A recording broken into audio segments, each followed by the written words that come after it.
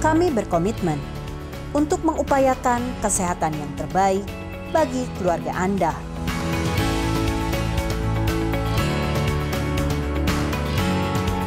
Mulai dari masa kehamilan, menyusui, hingga mengoptimalkan tumbuh kembang anak dan fungsi tubuh untuk mencapai potensi terbaik.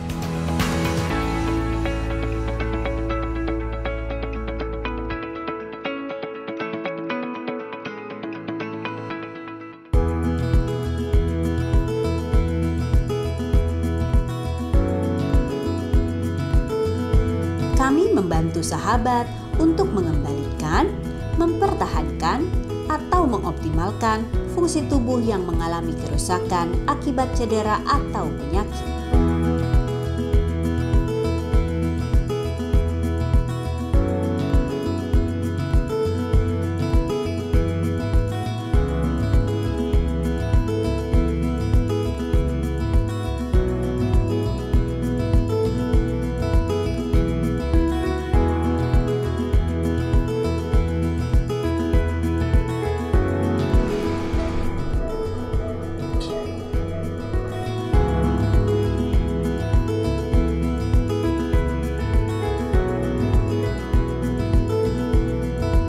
Melalui layanan konsultasi secara daring, kami memperluas akses kesehatan bagi seluruh masyarakat.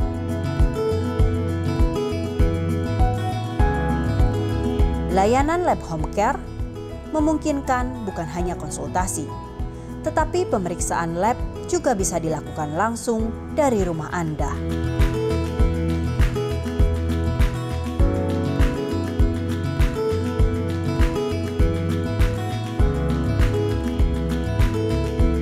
Rasa aman dan nyaman akan membantu kesembuhan pasien serta meningkatkan derajat kesehatan dan kualitas hidup.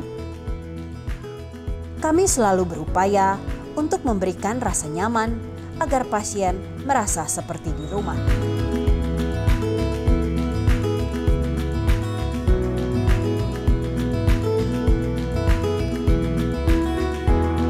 Rumah Sakit Permata Bekasi, sahabat kesehatan keluarga Anda.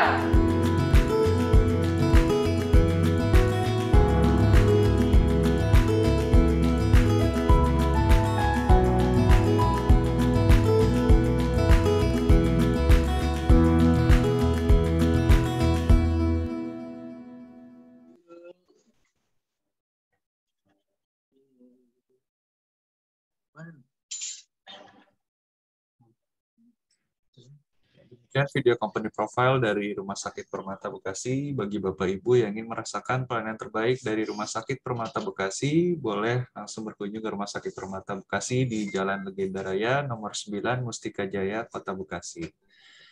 Baiklah, tanpa menunggu waktu lama, mari kita simak penjabaran atau pemaparan materi dari narasumber kita pada siang hari ini, Dr. Novi Lutfianti, SPOG, akan membahas mengenai mempersiapkan dan menjaga kehamilan sehat di masa pandemi.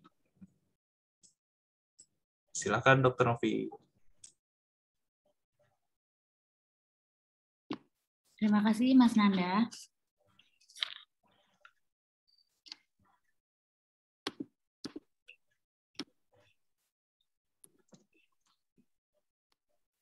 Assalamualaikum warahmatullahi wabarakatuh. Perkenalkan, nama saya Dr. Novi Lutfianti, spesialis obstetri dan ginekologi yang bertugas di Rumah Sakit Permata Bekasi. Di sini saya akan sedikit memaparkan bagaimana cara kita untuk mempersiapkan dan menjaga kehamilan agar tetap sehat di masa pandemi sekarang ini. Kita jelasin secara singkat ya. Oke, boleh slide-nya, Mas Nanda? Oke, jadi untuk mempersiapkan kehamilan itu sendiri, ada 8 langkah yang bisa kita ikuti. Yang pertama, apabila kita sudah merencanakan kehamilan, sebaiknya kita berkonsultasi dulu ke dokter kandungan. Lalu yang kedua, kita bisa menjaga berat badan ideal. Dan yang ketiga, mengkonsumsi makanan bergizi yang seimbang, tidak terlalu sedikit dan tidak terlalu berlebihan. Lalu kita juga bisa mengkonsumsi asam folat. Ini salah satu langkah yang dapat kita lakukan untuk persiapan kehamilan. Yang pasti kita harus menjauhi rokok, alkohol, dan kafein, serta melakukan vaksinasi. Vaksinasi di sini maksudnya bukan vaksinasi COVID-19 ya, ini vaksinasi untuk persiapan hamil agar jangan sampai saat hamil nanti ada penyakit-penyakit tertentu yang diderita oleh bumil yang nantinya mengakibatkan cacat bawaan pada bayi.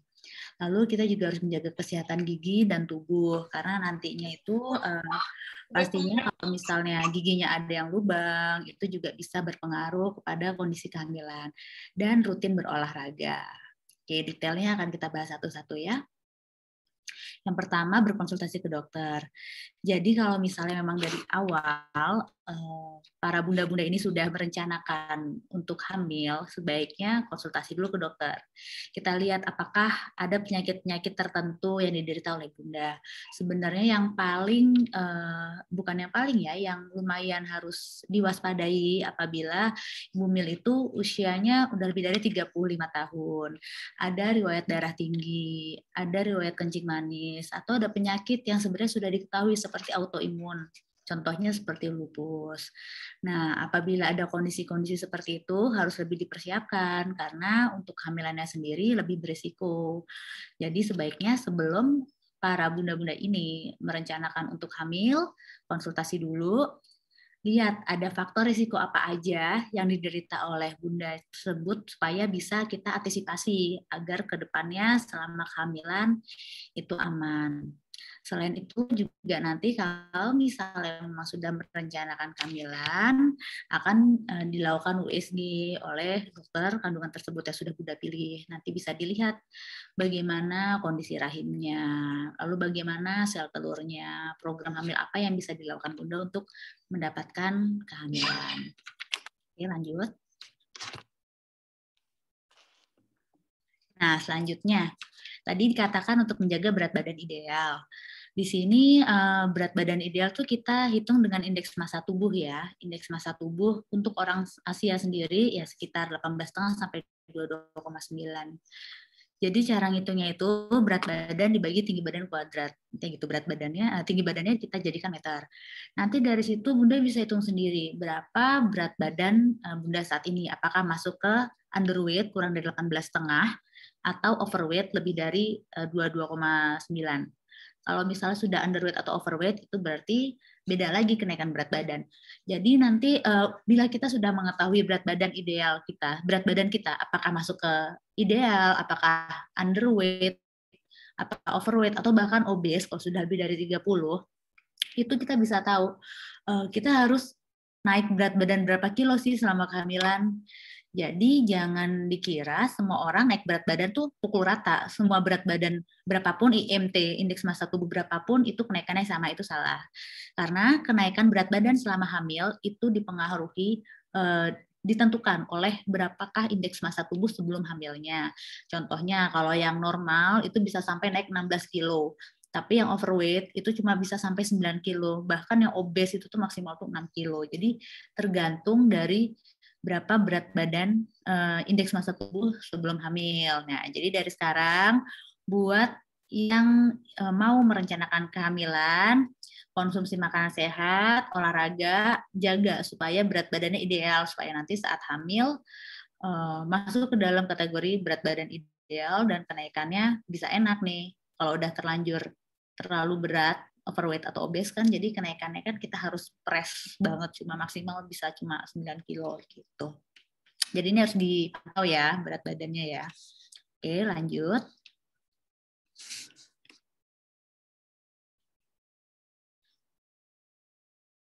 Halo, boleh di next Mas?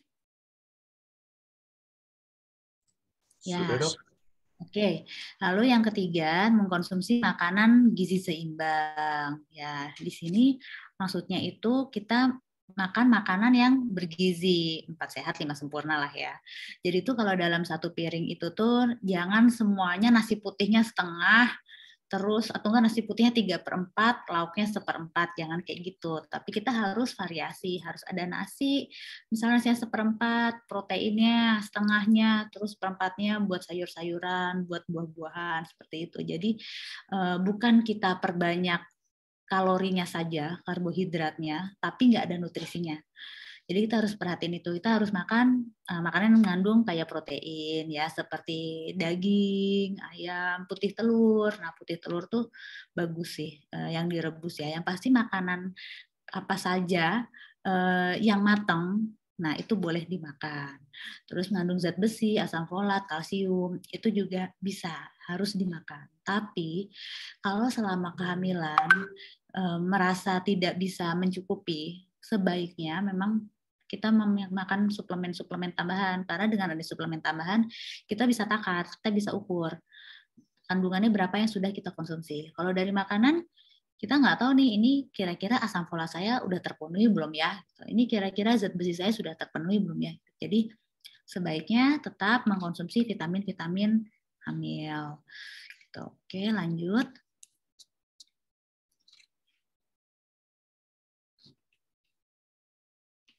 Nah, ini asam folat. Mengkonsumsi asam folat setidaknya 6 bulan sebelum hamil ya, dan dapat membantu cegah cacat bawaan lahir seperti cacat tabung saraf. Selain dari makanan, asam folat juga dapat dengan konsumsi suplemen asam folat. Oke, jadi untuk persiapan kehamilan, asam folat yang dibutuhkan memang 400 mikrogram per hari. Jadi itu biasanya ada di suplemen-suplemen asam folat yang biasa ya, bukan seperti yang sudah ada campurannya. Kan sekarang banyak tuh, saya nggak usah nyebut merek ya, banyak asam folat yang untuk ibu hamil. Untuk ibu hamil tuh biasanya dalam satu kemasan itu per tablet atau per kapsulnya itu ada yang mengandung 1000 mikrogram atau 1 gram, ada yang mengandung 800 mikrogram. Nah, tapi kalau untuk merencanakan kehamilan sebenarnya dengan 400 mikrogram saja itu sudah cukup. Di mana itu yang benar-benar asam folat aja biasanya, nggak ada campurannya. Itu cukup.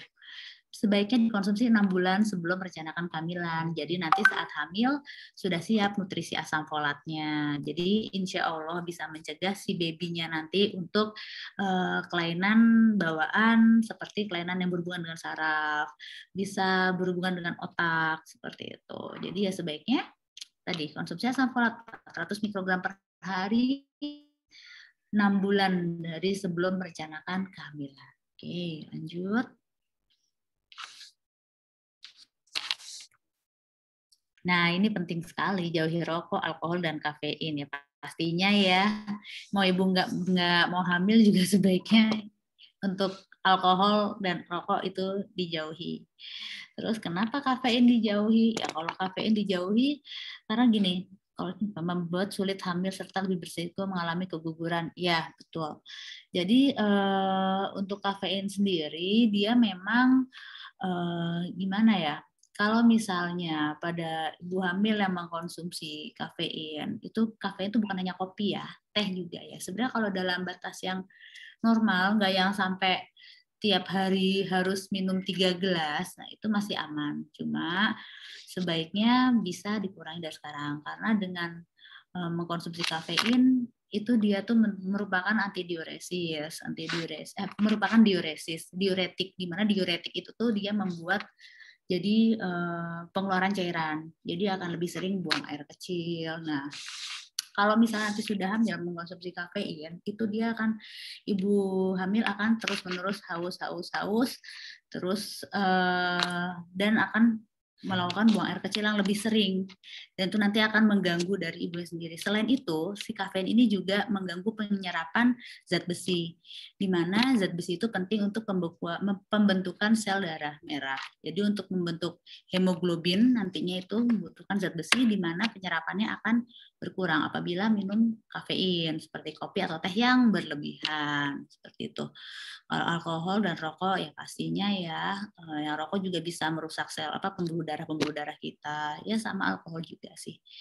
Jadi pokoknya ini semua harus dihindari. Kalau kafein ya jangan terlalu berlebihan.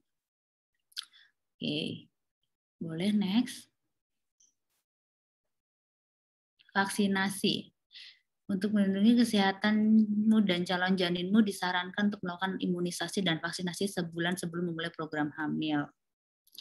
Oke, ya. Jadi sebenarnya vaksinasi ini sendiri itu merupakan dulu tuh entah ya sampai sekarang seperti apa, pemerintah tuh emang punya program di mana pranikah itu melakukan vaksinasi.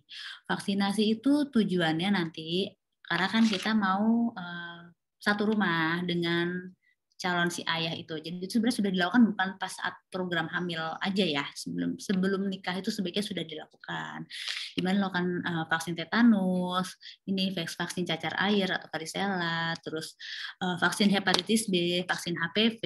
Sebenarnya ada 5 jenis vaksin yang seharusnya dilakukan dari sebelum menikah. Karena tujuannya nanti kita akan tinggal satu rumah dan jangan sampai nanti kita tertular penyakit yang kita nggak tahu ternyata ada dari suami seperti itu. Nah, tapi kalau untuk mau hamil sendiri, ini vaksin yang paling penting itu yang tadi nih sudah dituliskan di sini, varicella atau rubella.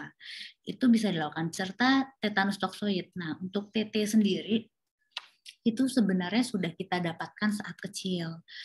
Namun ada boosternya di usia 10 tahun. Apabila sudah mendapatkan itu semua, sebenarnya itu sudah sampai seumur hidup lah. Kalau udah yang booster umur 10 tahun itu udah seumur hidup sebenarnya. Tapi saat kehamilan sebaiknya kita melakukan vaksin TT.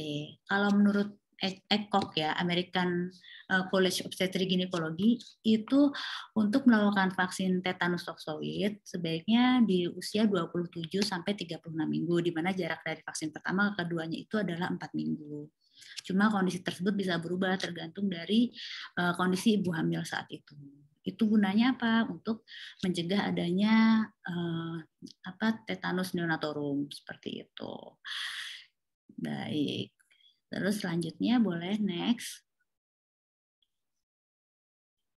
Menjaga kesehatan gigi dan tubuh. Oke. Jadi kenapa kesehatan gigi harus dijaga? Ya karena dengan gigi yang berlubang itu akan membuat sarang infeksi di situ. Sarang infeksi ada di gigi, nanti dia bisa kemana-mana intinya. Jadi kalau misalnya nanti sedang ibu hamil, terus ada gigi berlubang pastinya nggak langsung berlubang ya, itu bisa terjadi karena mungkin kurang menjaga kebersihan gigi bisa. Nah, dengan kondisi seperti itu nanti akan beresiko mengakibatkan kontraksi salah satunya. Kontraksi kenapa? Karena ada infeksi bakteri di situ. Dengan kontraksi bisa mengakibatkan salah satunya ketuban pecah. Kalau nggak ketuban pecah, lahirnya prematur karena kontraksi tersebut. Jadi intinya kesehatan gigi harus dijaga. Begitu juga dengan kesehatan tubuh kita. Oke, lanjut.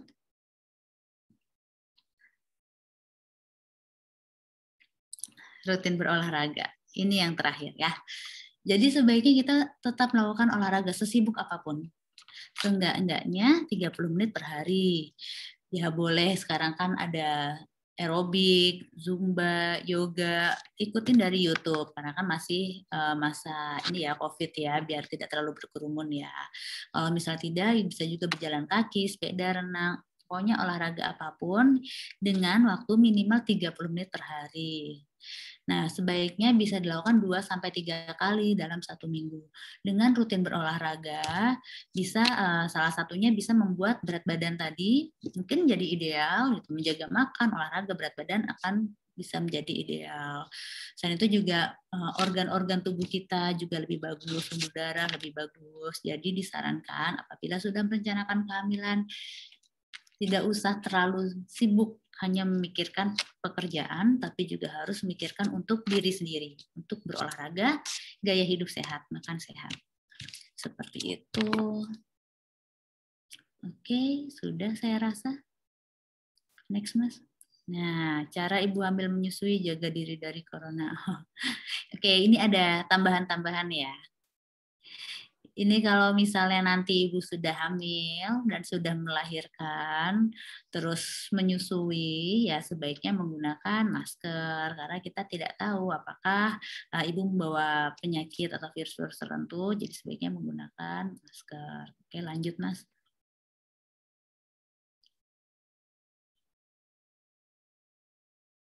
Oh, ini masalah vaksin COVID-19 pada ibu hamil. Boleh ya, intinya vaksin ini diberikan di atas usia 13 minggu. gitu ya.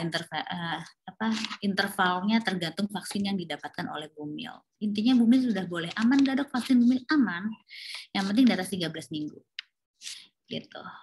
Oke deh, sudah saya rasa Mas. Ada lagi nggak? Ya. Oke, sudah. Next Mas. Oke, sudah habis. Jadi, terima kasih. Sekian penjelasan dari saya yang cukup singkat. Semoga bisa membantu dan memberikan pencerahan pada para bumil pada bunda yang ingin berencana untuk memiliki kehamilan. Baik, terima kasih Dr. Novi. Sebelum sesi tanya jawab, ada sedikit informasi bagi teman-teman yang bertanya, dan 3 penanya pertama akan mendapatkan hadiah GoPay atau OVO dari Dr. Siaga bernilai 50.000 masing-masing. Nah, ini juga ada sedikit promosi dari Rumah Sakit Permata Bekasi.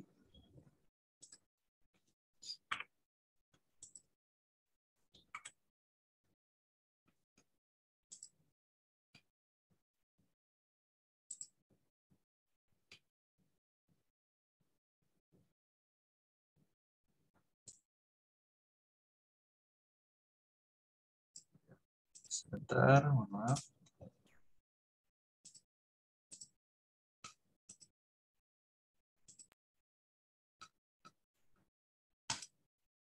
Ya, Rumah Sakit Permata Bekasi memiliki 18 poli layanan dokter spesialis, lalu kami juga memiliki layanan terbaru yaitu traksi servikal dan lumbal untuk fisioterapi. Lalu juga ada paket medical check up, juga paket fisioterapi.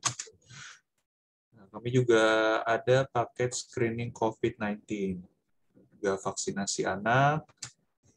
Dan jangan lupa Bapak Ibu untuk subscribe YouTube channel Rumah Sakit Permata Group, yaitu Rumah Sakit Permata Depok dan juga Rumah Sakit Permata Bekasi, dan juga channel YouTube Dr. Siaga tentunya, karena webinar kita pada siang hari ini akan tayang juga di YouTube Dr. Siaga. Nah, ini tema-tema atau materi yang ada di YouTube Rumah Sakit Permata Bekasi. Baik. Kalau begitu, tanpa menunggu waktu lama, kita mulai sesi tanya-jawab ya, Dr. Novi ya. Halo, Dr. Novi.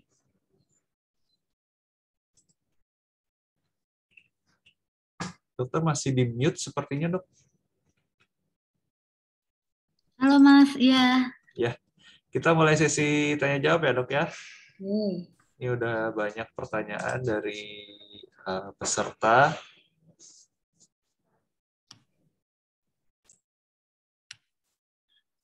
Gimana Mas, boleh?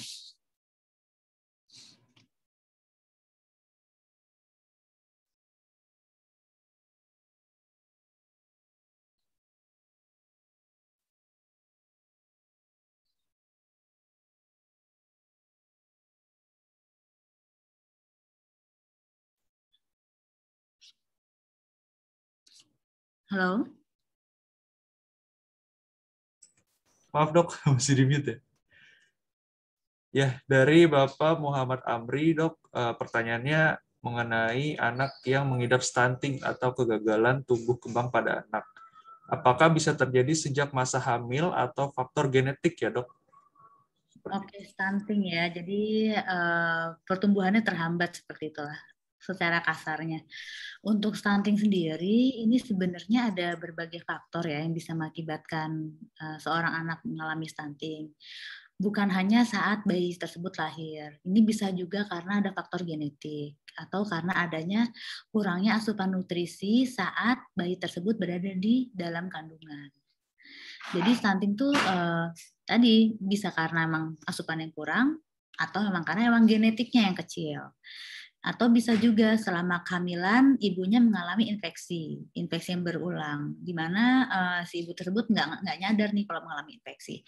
Jadi kondisi-kondisi yang seperti itu bisa mengakibatkan tumbuh kembang si anaknya ini jadi tidak seperti anak-anak pada umumnya di bawah kurva normal seperti itu. Jadi bisa memang karena genetiknya memang kecil atau memang asupan nutrisinya saat di kehamilan tersebut kurang atau ada infeksi atau memang saat sudah lahir tapi asupannya memang kurang seperti itu. Jadi banyak banyak faktor sih yang bisa menyebabkan seorang bayi itu menjadi stunting.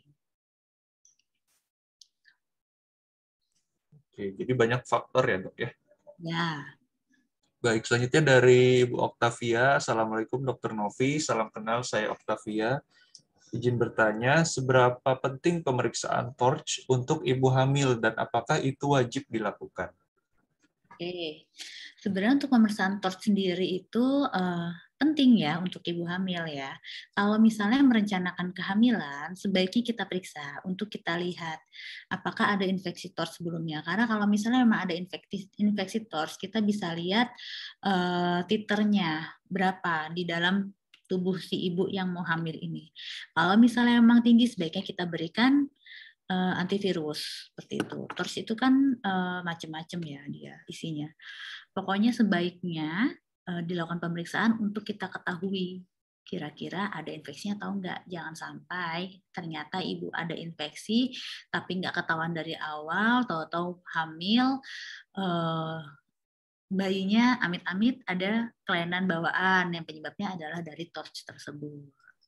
Jadi kalau merencanakan kehamilan sih sarannya dari awal kita periksakan TORCH seperti itu. Jadi sebelum hamil ya dok periksanya? Dari perencanaan kehamilan. Tapi ya memang biayanya lumayan mahal ya untuk pemeriksaan TORCH itu ya. Kalau misalnya udah deh dok, saya nggak mau periksa TORCH deh dok, saya mau pasrah aja deh. Kalau misalnya tuh ya itu terserah, ya itu banyak juga yang seperti itu. Cuma kalau ingin optimal, jangan sampai penyesalannya datang belakangan. Tahu ada infeksi kan diobatin dulu nih si virusnya nih biar nanti pas hamil udah nggak ada itu infeksi virusnya. Seperti itu. Oke, baik. Selanjutnya dari Bu Nur Haini. Assalamualaikum dokter, izin bertanya. Jika ada ibu hamil dengan masalah gusi berdarah, apakah ada pengaruhnya terhadap bayi yang akan dilahirkan nanti? Apakah penyebabnya bisa dari anemia kah, dokter? Terima kasih. Gusi berdarah itu jadi gini ya, memang bukan mengakibatkan bayinya kenapa-napa, bukan.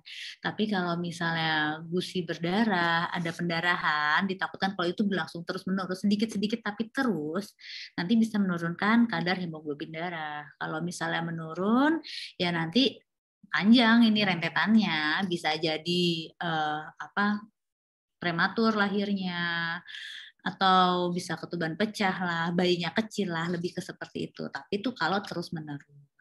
Kalau misalnya enggak, coba Ibu periksain darah. Apakah trombosit dalam darahnya rendah? Karena trombositopenia bisa tuh terjadi pada kehamilan, namanya trombositopenia in pregnancy. Kalau kondisi tersebut terjadi, itu bisa mengakibatkan gampang berdarah. Bukan hanya di gusi, bisa aja gampang memar dan lainnya. Jadi sebaiknya cek dulu bagaimana kondisi darah. Tapi selain itu memang pada kehamilan memang pembuluh darah itu yang besar-besar ya. Jadi memang bisa aja sih nggak akan apa-apa, cuma karena kehamilannya aja dia jadi lebih sensitif dan mudah berdarah, itu juga bisa. Jadi sebaiknya kita ketahui dulu penyebab berdarahnya ini karena apa. Gitu. Oke, baik. Selanjutnya dari Bu Nurlistia Nisa. Assalamualaikum Bu Dokter, saya Nisa izin bertanya. Kapan melakukan tespek jika sudah mengetahui telat haid? Untuk vaksin T2 Bumil harus sebelum kehamilan atau di masa hamil juga? Terima kasih, dok. Oh, T2 itu tetanus kali ya? Bukan? Oh, tetanus. Tetanus. Gini, kalau misalnya jawab yang mana dulu? Tadi apa pertanyaan pertamanya, Mas? Tespek positif ya? Tespek, iya. Setelah telat haid. Oke, kalau misalnya memang sudah telat haid, sebenarnya tespek itu tuh kan dia tuh ada range-nya ya. Dia baru terlihat di minimal kadar hormon HCG dalam darah, dalam urinnya berapa sampai maksimal berapa. Kalau di bawah itu atau di atas itu tidak terdeteksi, jadinya dianggap negatif atau garis 1. Kalau misalnya memang sudah terlambat, kalau hasilnya paling cepat dia akan menghasilkan hasil garis 2 itu bila sudah minimal 2 minggu. Gitu. Minimal 2 minggu dari sudah adanya hormon kehamilan tersebut, 2 minggu setelah itu baru dia akan positif. Kalau pengen tespek yang tidak hasilnya nggak bikin sedih misalnya, jangan di hari harusnya tanggal 19 mens, tapi tanggal 19 belum mens langsung ditespek, jangan kayak gitu, nanti hasilnya negatif dan itu bikin sedih dan takut melakukan tespek ulang. Kalau mau aman ya seenggaknya 1 minggu lah dari tanggal tersebut, atau lebih baiknya lagi 2 minggu, itu hasilnya akan lebih lebih menenangkan dengan hasil garis 2 insya Allah. Gitu. Untuk vaksin tetanus bagaimana dok? Harus sebelum hamil atau di masa hamil? Sebenarnya kalau misalnya sebelum hamil sudah melengkapi vaksin tetanus, yang tadi saya bilang tetanus, vaksin pranikah itu, ya nggak hamil udah nggak usah lagi. Tapi kalau misalnya memang belum, sebaiknya pas hamil divaksin. Tadi rentang waktunya di usia 27 sampai 36 minggu menurut American College ya. Tapi ya kalau udah sebelumnya, udah yakin saya udah vaksin, udah lengkap, udah booster, nah itu bisa sampai seumur hidup sebenarnya. Baik, selanjutnya dok ada pertanyaan dari Ibu Ami Sukasih. Izin bertanya, saya Ami, kenapa setiap promil itu dikasih obat gula? Setiap promil dikasih obat gula, itu pernyataan dari mana Bu Ami? Ya, tidak setiap hamil dikasih obat gula. Cuma begini, Ibu harus tahu dulu, kan kalau promil dilakukan USG. USG itu adalah USG transvaginal, di mana dilakukannya lebih baik saat masa subur. Pertama, kalaupun ternyata kita akan lihat bagaimana kondisi uterus atau rahim dan bagaimana kondisi ovarium atau sel telurnya, telur-telurnya bagaimana.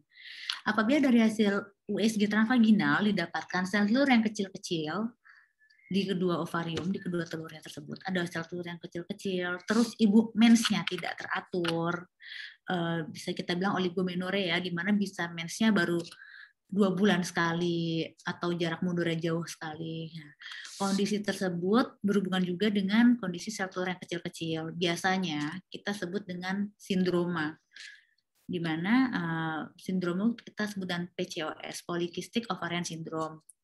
Kondisi sel telur yang kecil-kecil banyak di kedua telurnya yang mengakibatkan mensnya jadi lama, nggak mens bisa sampai amenorrhea atau 3 bulan nggak mens gitu. Itu pengertian kasar dari PCOS-nya.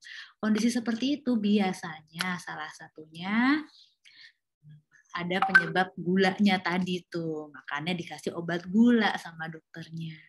Kalau mau lebih pasti ya kita harus cek dulu insulin puasa sama gula darah puasa, terus dihitung tuh ada namanya HOMA-IR, penghitungan bagaimana kadar insulin di dalam tubuh ibu. Kalau misalnya memerlukan obat gula baru dikasih obat gula, itu idealnya. Tapi banyak dokter kandungan yang tidak melakukan pemeriksaan itu, langsung memberikan aja obat gula deh, karena kondisi seperti ini biasanya karena emang ada resistensi insulin, jadi kasih deh gula, obat gula gitu. Karena PCOS kemungkinan ibu tuh, jadi kasih obat gula. Oke, baik dok. Ini ada 2 pertanyaan lagi dok, dari Bu Sela Nirmala. Assalamualaikum Bu Dokter, saya Sela. Izin bertanya, apakah normal ibu hamil mengalami masalah pencernaan dok? Obstipasi ya. Ya coba ibu lihat suplemen yang ibu minum. Sama minum air putih yang banyak. Harusnya jangan dianggap itu normal ya. Biarpun hamil juga tetap harus BAB-nya lancar setiap hari. Jangan karena hamil ada perubahan dari hemodinamik terus ibu anggap itu normal deh, nggak apa-apa deh. 2 hari sekali, 3 hari sekali. Jangan, tetap bagaimanapun kondisi kehamilan tetap usahakan buang air besar itu tiap hari. Ibu harus lihat ibu konsumsi apa. Mungkin ada salah satu vitamin yang terlalu berlebihan atau yang nggak cocok, yang bisa mengakibatkan ibu jadi kita bilang obstipasi ya. Jadi buang air besarnya nggak rutin lah. Jadi coba lihat. Mungkin ibu kalsiumnya bisa dari vitamin D yang terlalu berlebihan banget, terus yang bisa mengakibatkan penyerapan kalsiumnya terlalu bagus, jadinya bikin obstipasi. Nah, itu bisa juga. Banyak hal. Yang penting harus tahu hidup penyebabnya apa, dan ibu coba minum air putih dulu sampai 3 liter sehari. Kalau misalnya sudah minum air putih 3 liter sehari, tapi ternyata belum buang air besar dengan rutin, coba lihat apakah ada vitamin-vitamin yang diminum yang kira-kira kurang cocok yang mengakibatkan obstipasi.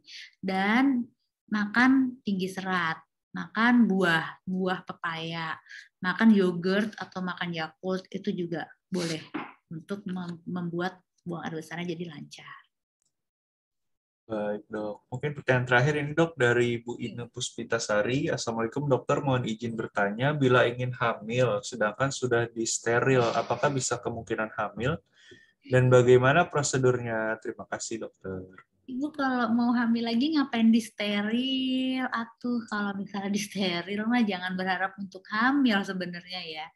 Jadi tuh gini Bu, steril itu, jadi tuh rahim, ada telur. Nah, itu dihubungkan oleh saluran telur. Saluran telur itu, kalau steril tuh saluran yang kanan kiri tuh kita potong dan kita buang sedikit kanan dan kiri.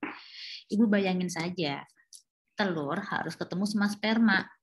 Kalau misalnya salurannya dipotong, mau ketemunya gimana? Ya nggak bisa tuh Bu, kecuali tahu-tahu ada mukjizat dari yang di atas. Itu salurannya nyambung sendiri, terus ketemu, nah itu baru bisa. Kalau misalnya enggak, ya nggak bisa. Terus misalnya Ibu pernah baca bisa dilakukan penyambungan, nah itu namanya rekanalisasi.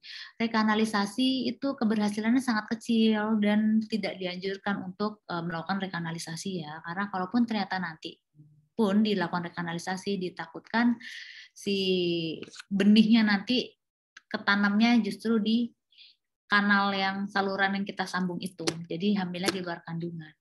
Dan untuk rekanalisasi sendiri tuh keberhasilannya sangat kecil. Gitu. Jadi ibu-ibu di luar sana yang sedang hamil, mau melahirkan, sebelum melakukan steril, pikirkan dulu matang-matang, jangan langsung melakukan steril, karena kalau sudah disteril, jangan berharap untuk bisa disambung kembali salurannya.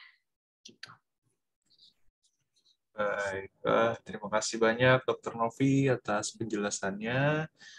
Nah, bagi Bapak Ibu tadi 3 penanya pertama, boleh konfirmasi ke nomor ini yang ada di chat ya dengan Pak Fatah. Saya sebutkan untuk penanya pertama tadi dari Bapak Muhammad Rizky Amri, kedua dari Ibu Oktavia, ketiga dari Ibu Nurhaini. Oke. Mungkin boleh langsung dikonfirmasi ke nomor yang ada di via chat. Ya, Pak Fatah ya, betul ya Pak? Ya, siap. Nanti jangan kami tunggu ya. Ya, baik. Bapak Ibu, tidak terasa kita sudah di penghujung acara. Mungkin sebelum kita tutup, boleh kita nyalakan kamera terlebih dahulu untuk dokumentasi acara kita pada pagi hari ini.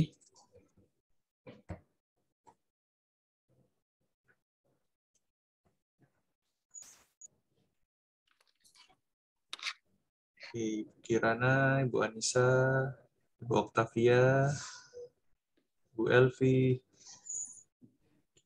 kita screenshot ya, 1, 2, 3. Ya, terima kasih. Ya, mungkin ada closing statement Dok dari Dr. Novi untuk pertemuan kita pada siang hari ini. Ya, intinya untuk para ibu-ibu di luar sana yang ingin melakukan kehamilan, agar lebih jelas sebaiknya konsultasi dulu kepada dokter kehamilannya, dokter kandungan supaya nanti hasilnya optimal seperti itu. Baik. Terima kasih Dr. Novi Lutfianti, SPOG, atas kesempatannya untuk menjadi narasumber pada siang hari ini. Terima kasih juga untuk Dr. Siaga atas kesempatannya pada siang hari ini sudah support kegiatan dan terus berkolaborasi dengan Rumah Sakit Permata Bekasi. Baiklah, saya Ananda Nugraha, mohon pamit. Terima kasih, semoga kita selalu diberikan kesehatan dan jangan lupa tetap protokol kesehatan. Amin. Terima kasih. Terima kasih. Assalamualaikum warahmatullahi wabarakatuh. Terima kasih semuanya.